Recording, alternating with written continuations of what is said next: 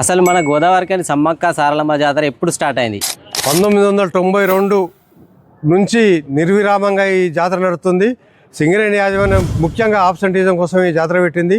అన్ని వసతులు వాళ్ళు సింగరేణి యాజమాన్యం అప్పటి నుంచి కల్పిస్తుంది. మక్కర్ సింగ్ రాజ్ ఠాకూర్ గారు ఎమ్మెల్యే గారి ఆధ్వర్యంలో ఈ ఎంత డెవలప్మెంట్ జరిగిందో మీరు అందరూ చూస్తారు.